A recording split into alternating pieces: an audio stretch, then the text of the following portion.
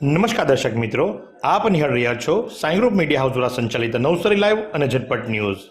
દિવસભરની ઘટનાઓથી અવગત કરાવતું એકમાત્ર બુલેટિનમાં જુઓ દેશ અને દુનિયાના આજના મહત્વના સમાચાર।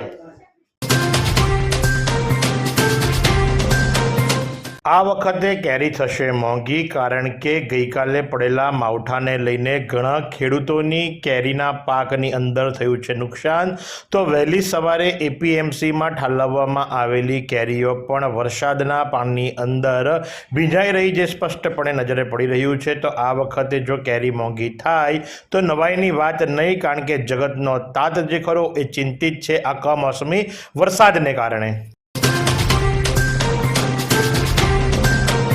હાલ ભારત અને પાકિસ્તાન વચ્ચે જ્યારે તણાવ ચાલુ છે ત્યારે આપને જણાવી દઈએ કે ઇતિહાસમાં ક્યારે વાગ્યું હતું સાયરન।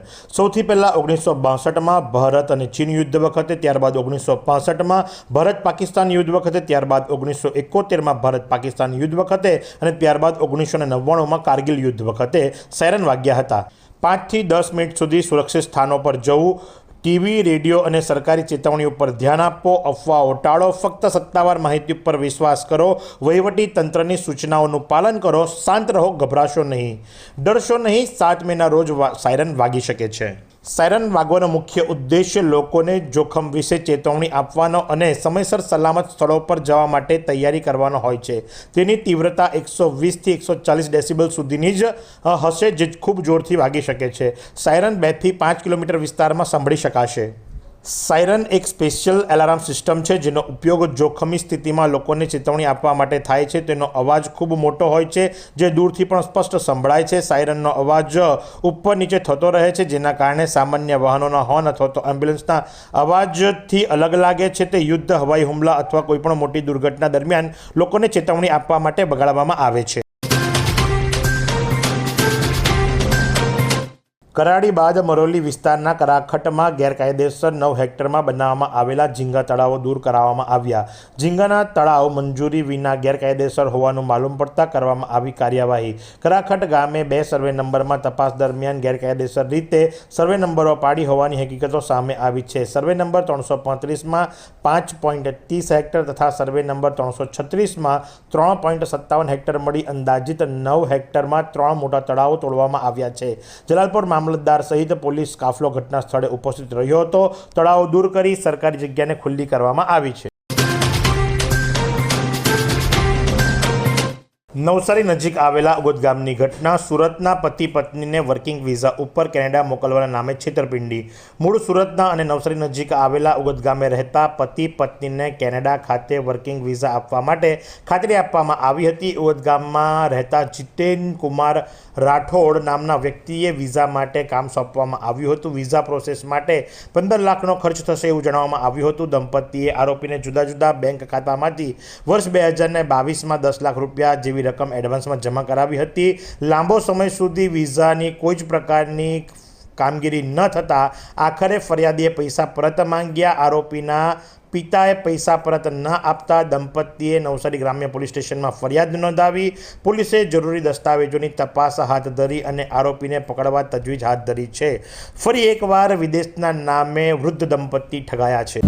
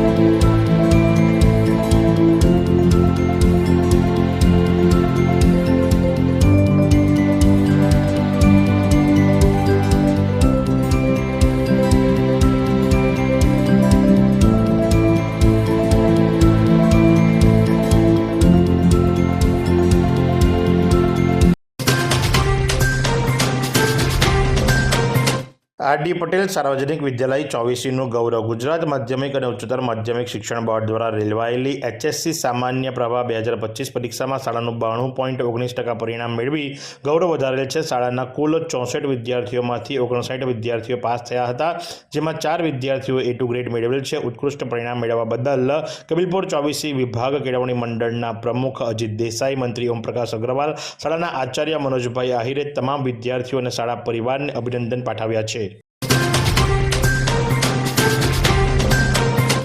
નવસારીમાં વસતા સમસ્ત મહેસાણા પાટીદાર સમાજનું ગૌરવ અને સાથે જ SS અગ્રવાલ પબ્લિક સ્કૂલની અંદર પ્રથમ ક્રમાંક અને આખા નવસારી જિલ્લામાં દ્વિતીય ક્રમાંક ધરાવતી પટેલ આંશી નિલેશ કુમારને ખૂબ ખૂબ શુભેચ્છાઓ વર્ષી રહી છે, કારણ કે ન માત્ર એમણે નવસારીમાં વસતા પાટીદાર સમાજનું ગૌરવ ઊંચું કર્યું છે, પણ સાથે જ શાળાની અંદર પ્રથમ અને જિલ્લામાં દ્વિતીય ક્રમે આવી છે અને 99.9% સાથે તેઓ ઉત્તીર્ણ થયા છે. તે બદલ સાઈ ગ્રુપ મીડિયા હાઉસ પણ એમને શુભેચ્છા પાઠવી રહ્યું છે. તો સાથે જ નવસારીના ધારાશાસ્ત્રી અંબેલાલના દીકરા જયમીન કે જેઓ કોન્વેન્ટ સ્કૂલની અંદર અભ્યાસ કરતા હતા અને એમણે પણ 12 સાયન્સની અંદર બાયોલોજી ગ્રુપની અંદર 90 શિક્ષણવિંદને પર્યાવરણ સંરક્ષક સમાન. ગ્લોબલ વોર્મિંગની આડઅસરથી બચવા વિરાટ અભિયાન. હાલના સમયમાં પર્યાવરણ સંરક્ષણની માનવીને તાતી જરૂરિયાત છે, ત્યારે પર્યાવરણ બચાવ માટે આવનારી પેઢી ગ્લોબલ વોર્મિંગની ભયાનક દૂરોગામી અસરોથી બચાવવા સમાજને વધુ ભરોસો શિક્ષક સમુદાય પર જ છે. ગુજરાતના શિક્ષકોએ હું છું પર્યાવરણ સંરક્ષણ અભિયાન ચલાવી પ્લાસ્ટિક મુક્ત શાળા અને પર્યાવરણ સંદર્ભે નાનામાં નાની કામગીરીને પુનઃ બિરદાવવાનો સંકલ્પ કર્યો છે. આજે તેમણે વટવૃક્ષ સ્વરૂપ ધારણ કર્યું છે. ખેરગામમાં 12 સાયન્સમાં 97 અને 95% લાવનાર આયુષી જાની અને આદર્શ જાનીનું સન્માન થયું. વલસાડની કોન્વેન્ટ સ્કૂલમાં ભણતા આયુષ જાની અને આદર્શ જાનીની ઊંચી ટકાવારી લાવવા બદલ ભવ્ય સન્માન કરવામાં આવ્યું હતું. કશ્યપભાઈ ભાણાભાઈ જાનીના નિવાસસ્થાને યોજાયેલા આ સમારંભમાં કથાકાર પ્રભુભાઈ શુક્લ, અનંતરાય જાની, દેવ જોશી, મેહુલ જાની વગેરે ઉપસ્થિત રહ્યા હતા. વાત કરીએ આજના હવામાનની તો આજનું મહત્તમ તાપમાન 32°C જ્યારે લઘુત્તમ તાપમાન 20°C જેટલું રહ્યું હતું. હવામાં ભેજનું પ્રમાણ સવારે 91% તો સાંજે 78% જેટલું નોંધાયું હતું. હવાની ગતિ 7.1 કિલોમીટર પ્રતિ કલાકની ઝડપે દક્ષિણથી પશ્ચિમ તરફની રહી હતી. વિશ્વ રેડક્રોસ દિવસની ઉજવણીના ભાગરૂપે રેડક્રોસ રથનું ઇન્ડિયન રેડક્રોસ વાંસદા શાખા દ્વારા ભવ્ય સ્વાગત કરાવ્યું. વિશ્વ રેડક્રોસ દિવસની ઉજવણીના ભાગરૂપે રેડક્રોસ રથનું આજરોજ ઇન્ડિયન રેડક્રોસ વાંસદા શાખા દ્વારા ભવ્ય સ્વાગત કરાયું હતું, જે વાંસદા ઇન્ડિયન રેડક્રોસ શાખાના પ્રમુખ જય વિરેન્દ્રસિંહ સોલંકીના વરદ હસ્તે કરવામાં આવ્યું. IRCS વાંસદાના સેક્રેટરી પ્રદ્યુમનસિંહ સોલંકી, ટ્રેઝરર હિનેશ ભાવસાર, કારોબારી સભ્ય મગનભાઈ પટેલ, મહેન્દ્રસિંહ પરમાર, ધર્મેન્દ્રસિંહ સોલંકી, દિલીપ પારેખ, દાયરેશ મિર્ઝા, ડોક્ટર લોચન શાસ્ત્રી, પંકજ દાદા, જુનિયર રેડક્રોસના સભ્યો વગેરે હાજર રહ્યા હતા.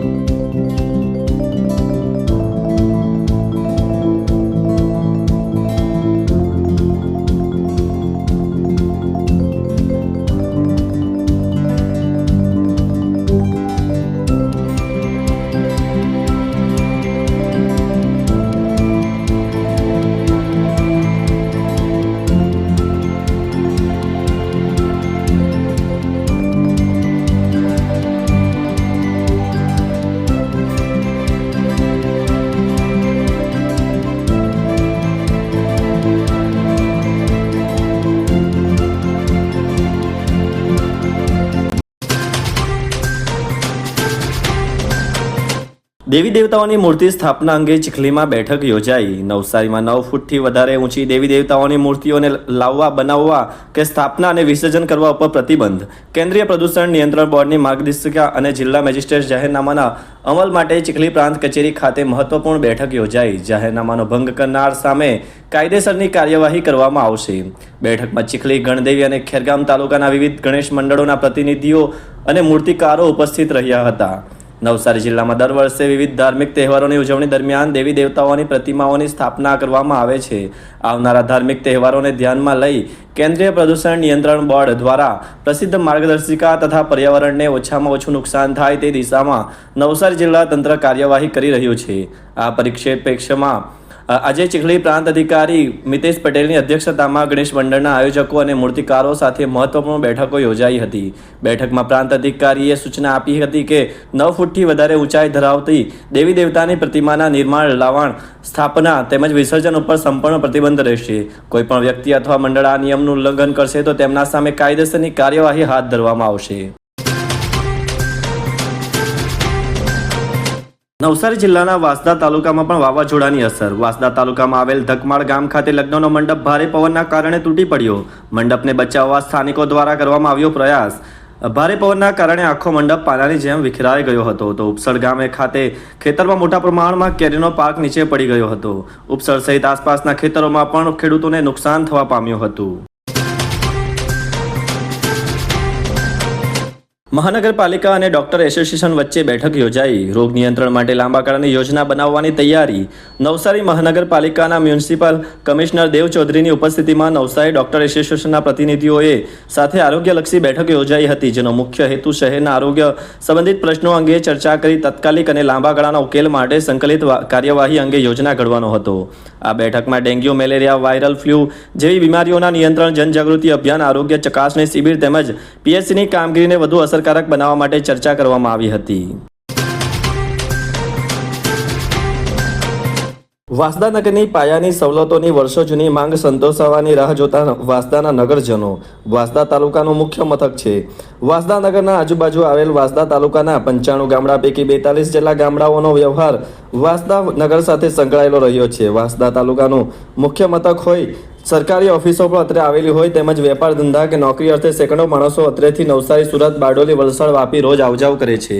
એટલે હવે માર્ગ પરિવહન નિગમની બસ અને વાંસદાનું બસ સ્ટેન્ડ, બસ ડેપોમાં અદ્યતન સાધન સામગ્રી સાથે પરિવર્તિત થાય તે સમયની માંગ રહી છે. જોકે છેલ્લા કેટલાય વર્ષોથી આ માંગ હજી ઊભી ને ઊભી છે. વિકાસની ગાથા સાથે વાંસદાનો સુવિધા પૂર્ણ ભવ્ય ડેપો બને અને હાલમાં જ્યાં નાનો ડેપો છે ત્યાં જ તે વિકસે તેવી સમગ્ર નગરજનોની માંગણી અને લાગણી છેલ્લા 3 દાયકાથી હોવા છતાં વાંસદાથી લઈ નવસારી, ગાંધીનગર અને દિલ્હી સુધી ભાજપનું શાસન હોવા છતાં કોઈ પરિણામ આવી શક્યું નથી. છેલ્લા 4 વર્ષથી પરિણામ આવી રહ્યું છે એવા ડંકા સંભળાઈ રહ્યા છે. फालूदा मिक्स की इतनी सारी वैरायटीज रिफ्रेश के पास है. अगर आपको भी चाहिए रिफ्रेश के फालूदा मिक्स की इतनी सारी वैरायटीज तो फिर सर्च करो, क्लिक करो, लाइफ को रिफ्रेश करो.